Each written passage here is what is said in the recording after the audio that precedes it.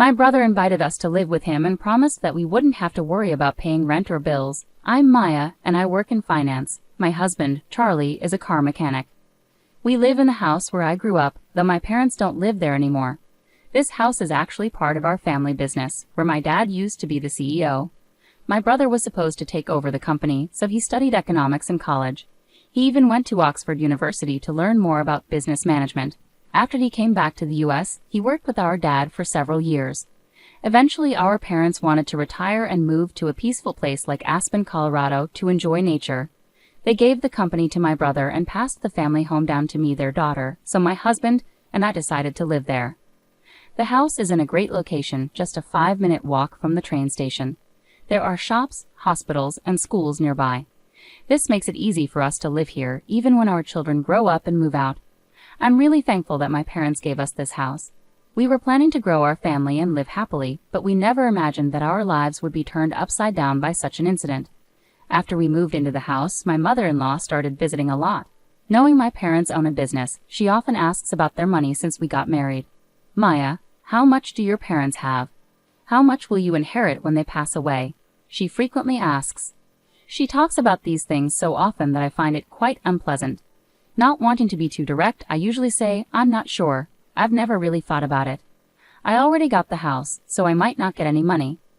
Even though I laugh it off and respond casually, she persists, saying, that can't be true, can it? Your parents are over 60. Anything could happen. They must have discussed their assets with you. She seemed so interested in the money that I was convinced she was counting on my parents' wealth. I already know how much I'll inherit, but I decided to keep it a secret from my mother-in-law and my husband, who is close to her. Then something shocking happened. Without any warning, my mother-in-law and my brother-in-law's family moved into our house. Around 8:00 a.m. on a holiday, the doorbell rang unexpectedly. When I opened the door, there were movers. I was shocked and confused. My mother-in-law and brother-in-law's family were there, saying, we're going to live here from today, so please take care of us. Their grinning faces sent chills down my spine. My husband woke up then, and when I asked him to explain, he said nonchalantly, what's the problem if Mom and the others move in? The house is spacious, so you should be able to spare some room. He acted as if it was perfectly normal to let them move in. I was already shocked that we were all going to live together, but then my sister-in-law said something even more outrageous. Maya, your brother invited us. Since he called us, we won't be paying any rent or utilities, so we're counting on you, Maya. My brother-in-law started going into various rooms without permission, saying, this room gets good sunlight, so give it to us. Charlie, move all the stuff in here out to the hallway. I felt dizzy from all this. This is my house, but they were opening rooms and trying to claim them as their own. My mother-in-law and sister-in-law's family have always lacked common sense, especially my sister-in-law, who once rummaged through my bag without asking. If things continue like this, they'll take over my room. Enough is enough. This is my house. Why are you acting like you own this place? I've had it. I want everyone to get out. I don't usually lose my temper or raise my voice in anger, but seeing these people move into the house my parents gave me without permission and acting like it was theirs pushed me over the edge. That's why I shouted at all 3 of them. But then something unexpected happened. How dare you talk to us like that? You're the one who should get out. In that moment, I felt a sharp pain in my cheek. I realized I had been slapped. It took a few seconds to register what had happened. I was stunned, feeling the throbbing ache in my cheek. At that moment, something inside me snapped. I couldn't live with people who would do something like this. This house belongs to me. I didn't want them living here like parasites, so I packed my things and left, planning to inform my family about what happened. I had to find a place far from here, so I rented an apartment for the time being. I'll have to commute to work from there. The moment I told my parents about what happened over the phone, I could sense their anger, even from a distance, especially my dad. He's always been loving and supportive, both as a strict CEO and as a caring father who would help us out whenever we needed it. I didn't want to drag my parents, who were on the brink of retirement, into this mess, but I had no choice when my own inherited home was being taken from me. While I stayed in the monthly apartment, I was sure my husband and his family were freely using my house, so I decided to follow a suggestion from my brother and father. A few days later, during my break, I checked my phone and saw dozens of missed calls and messages from my husband. I knew exactly why he was trying to reach me. Earlier, I had called the water and electric companies to shut off the utilities. Our house relies entirely on electricity, and we haven't installed solar panels yet, so cutting off the electricity meant everything would stop working. It's hot right now, so living without electricity and water must be tough for them. I was just about to ignore it when my husband called again, perfectly timed with my break. Hey, what's going on?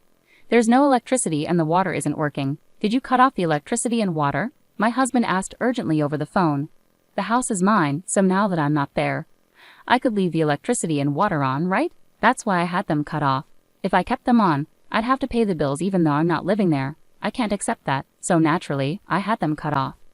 After this, my husband was furious and demanded that I immediately restore the utilities. But just because he said so didn't mean I would agree with him. If they wanted the utilities back on, they should pay for it themselves. They'd always say, "It's your house, so you should pay," but their words and actions don't match up. I have no intention of renewing the utilities or giving in to their demands. I simply told them, if you don't like it, then leave the house immediately, and hung up because my break was ending. Later, my mother-in-law, sister-in-law, and brother-in-law all called me, saying the same thing. They wanted me to reconnect the electricity and water. They complained about the heat and discomfort in their rooms and how inconvenient it was without water. But I saw all of this as their problem, not mine. After listening to their complaints, I told them to handle it themselves and ended the call. I figured they were just being greedy and hoped they would give up and leave soon. Even after a whole week passed, they still hadn't left, so I decided to take action. I talked to my father's company's lawyer and asked him to send a notice to my husband. The notice said they were trespassing because they had come into my house without asking, kicked me out, and started living there like it was theirs. I warned them that I might take legal action. My husband was shocked to get the lawyer's letter. He came to me, worried, asking why I had gone so far. Hey, what's happening? Why did I get this from a lawyer? Did it have to come to this? He didn't expect me to take such a serious step. He tried to negotiate because he knew a lawsuit would harm our reputation. They wanted to avoid lawyers but also wanted to keep living in my house. I understood his thoughts perfectly. However, I couldn't accept their proposal, so I didn't give in to my husband's pleas. My husband got really angry and shouted at me over the phone, forgetting he was at work. He demanded that I stop and give up on involving a lawyer. His yelling didn't bother me. Instead, it irritated me more. I thought, who do you think you are, taking over someone else's house? No matter how much you yell, I won't change my mind. If you keep squatting there, I'll take legal action. Think carefully about your actions. Despite his continued shouting on the phone, I ignored him and hung up. It felt like a waste of time, and I had already discussed divorce with my lawyer. When I got home, I saw missed calls from my mother-in-law and sister-in-law, but I knew they just wanted to settle things. To avoid more distractions, I blocked their numbers. After my husband's family finally left and I settled into my own clean house again, things began to feel more peaceful. The divorce proceedings went smoothly with the lawyer's help. I arranged for a house cleaning service to make everything spotless. Living alone in a rental apartment during this time was comfortable, but being back in my own home felt like the best option. The house needed some repairs here and there, so I started thinking about renovations. My father recommended a good contractor, and I began discussing plans with them. Living independently was so freeing. I could lounge on the sofa without anyone scolding me. I could eat whatever I pleased without anyone commenting. As I enjoyed this new chapter, unexpectedly, after 3 months, I received a call from my ex-husband. At first, I didn't recognize the number and ignored it. But when the calls persisted, I reluctantly answered. Instantly recognizing his voice, my mood soured. We had agreed through our lawyers to avoid contact after the divorce. Why was he calling now? Changing his number just to reach me seemed odd and unsettling. I'm sorry, but we agreed not to have any contact. There's nothing left for us to discuss, I firmly stated, ready to end the call. Please, just listen to me for a moment. I need your help, he pleaded, ignoring my attempt to hang up. He went on to explain without waiting for my consent. It turned out that his company was going through a severe financial crisis, leading to a cut in his salary. Meanwhile, my mother-in-law's health was deteriorating, leaving her unable to work. My sister-in-law and her husband were struggling too.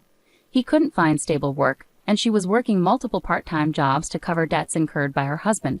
The situation was dire, and my ex-husband was finding it increasingly difficult to make ends meet. Upon hearing all of this, I could only muster a flat response. Okay, I see. After all, they had invaded my home without permission, taken over, and then tried to force me out. It was simply unbelievable. I felt no connection to people who could do such a thing and had no sympathy for their plight. Even if you tell me all this, it doesn't change anything. It's your family's problem, and you need to figure it out yourselves. There's nothing I can do, I asserted firmly. My ex-husband became even more desperate. Please don't say that. We're in serious trouble. We won't even have enough for rent or food soon. Remember, we used to be a family. Please, I'm begging you to help us, he pleaded, his voice trembling with emotion. I couldn't be swayed. When I faced difficulties, my ex-husband and his family offered no support. Instead, they looked down on me. Like my mother-in-law, my sister-in-law, and brother-in-law always treated me with disdain. They mocked my simple appearance and traditional beliefs, telling me not to visit because they claimed my old-fashioned ways were rubbing off on them, disregarding how hurtful their words were. My mother-in-law exacerbated matters by pressuring me to have a baby immediately, insisting on strange herbal remedies, arranging unnecessary doctor's visits, and spreading rumors among the neighbors that I was infertile. Looking back, there wasn't a single positive aspect to my marriage. My ex-husband, once kind before we wed, transformed into a puppet controlled by my mother-in-law after our wedding. On the first day my mother-in-law barged into our home, I happened to be out for an appointment. She complained tearfully to my husband. I wanted to see Maya, but she wasn't here. I want to be friends with Maya. I'm sad. After hearing his mother cry, my ex-husband immediately sided with her without hearing my perspective. She claimed she wanted us to get along, yet whenever we met, she would openly criticize me. Whether at home or in public, she'd loudly say things like, "My son seems to have lost weight. Is your cooking so bad he can't eat properly?" My sister-in-law and brother-in-law joined in, laughing at me as well. Dealing with people who behaved this way became unbearable. No matter what they said now, my feelings toward them wouldn't change. "I can't help you all," I declared, "so I'm ending this call now. And please never contact me again." With that, I hung up and blocked their new number. Knowing my ex-husband, I anticipated he might try to reach out again, so I decided to change my phone number that weekend. But before I could, the four of them broke the agreement made with our lawyers. At 11:00 p.m., they showed up at my doorstep, demanding to be let in. "Open the door. Take care of us. We're family. You owe us." They banged on the door, shouting without any regard for the late hour. "Hey, what's going on at this hour? Please go back home. You're disturbing the neighbors," I urged as I approached the door. They seemed poised to force their way in, so I attempted to reason with them through the intercom. But they ignored me completely, banging on the door and creating a commotion. Dealing with their reckless behavior left me feeling overwhelmed. I considered calling the police when I heard sirens approaching from outside. Apparently, a neighbor had taken action. Upon hearing the police sirens, the group assumed I had called the authorities and tried to flee. However, they were surrounded by onlookers, making escape impossible. The responding officers escorted them to the police station. I was questioned about the incident and provided a full account of what had transpired. News of the incident quickly spread throughout the neighborhood, and it reached a coworker of my ex-husband's who was among the bystanders. By the following day, the entire office was aware of the situation. Already struggling due to a pay cut, my ex-husband faced additional consequences as the company took action. He lost his job and could no longer afford his apartment rent. Financial strain caused rifts in his relationships, even leading to his sister's family parting ways with him. Now Charlie lives in public housing with his mother, juggling multiple part-time jobs to make ends meet. Even his mother has taken on part-time work in a desperate bid to earn money.